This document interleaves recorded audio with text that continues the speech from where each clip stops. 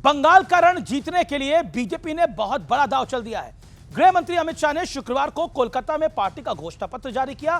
BJP ने इसे भरोसा पत्र का नाम दिया। इसमें महिलाओं से लेकर युवाओं तक सबके लिए कुछ न कुछ घोषणाएं की गई हैं, लेकिन एक वादा ऐसा है जो चुनाव में बीजेपी के लिए बहुत बड़ा दांव साबित हो सकता है, क्योंकि बीजेपी ने ऐलान कर दिया है कि अगर बंगाल में उनकी सरकार बनी तो उत्तराखंड और गुजरात की तर्ज पर समान नागरिक संहिता यानी यूसीसी को लागू कर दिया जाएगा।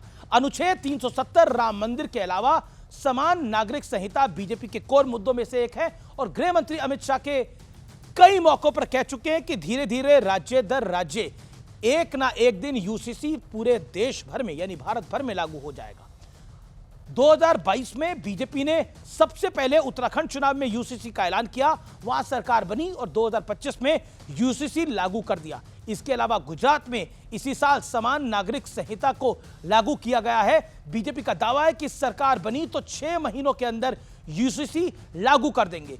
घोषणा पत्र जारी करते हुए अमित शाह ने एक बार फिर कहा, बंगाल से घुसपैठियों का सफाया बीजेपी की सबसे बड़ी प्राथमिकताओं में से एक रहेगा और इसके लिए बंगाल की सीमाओं पर पूर्ण फेंसिंग की जाएगी।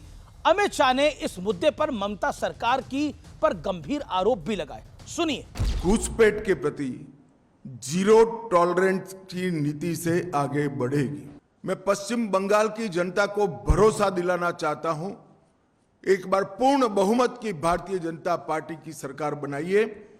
हम डिटेक्ट, डिलीट और डिपोर्ट ये पॉलिसी के तहत चुन कर एक एक घुसपैठियों को बंगाल के बाहर निकालने का काम करेंगे और बंगाल और देश को सुरक्षित करेंगे। इसके अलावा बीजेपी ने अपने भरोसा पत्र में यह भी वादा किया है कि सरकार बनने के 45 दिनों के अंदर 7वें वेतन आयोग को लागू कर दिया जाएगा और यह वादा भी किया है कि हर महीने 1 से 5 तारीख के बीच हर माता के खाते में 3,000 रुपए ट्रांसफर किए जाएंगे।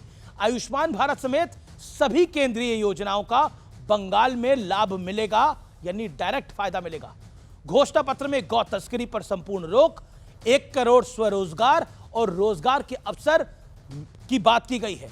बेरोजगार युवाओं को भी 3,000 रुपए मासिक भत्ता मिलेगा।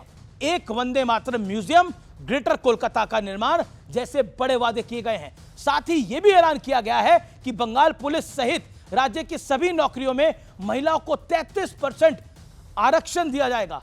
यानी इंटरेस्टिंग यह है कि बीजेपी ने बसों में महिलाओं को मुफ्त यात्रा का वादा तो किया ही, साथ ही उनकी सुरक्षा सुनिश्चित करने के लिए 2 बटालियन बनाने की बात भी कर डाली है।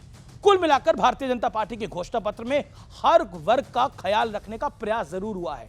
देखते हैं जनता को कितना पसंद आता है। साथ ही साथ बीजेपी ने अपने कोर इश्यूज को भी पूरे कन्विक्शन के साथ अपने भरोसा पत्र में शामिल किया है। अब देखना होगा कि बंगाल की जनता भारतीय जनता पार्टी और उसके वादों पर कितना यकीन करती है। लेकिन ममता बनर्जी इस घोषणा पत्र से बड़ी टेंशन में है, इसमें कोई दो राय नहीं है, क्योंकि उनके बार बार रिएक्शन आ रहे हैं। टीएमसी का हर नेता रिएक्ट कर रहा है। यानी कुल मिलाकर बीजेपी ने घोषणा पत्र में कुछ तो ऐसा ऐलान बड़ा कर दिया है जिससे ममता बनर्जी, टीएमसी परेशान होती हुई दिख रही है। वैसे भी ओपिनियन पोल में टक्कर कांटे की आ रही है, इसलिए ममता बनर्जी की टेंशन बहुत ज्यादा है।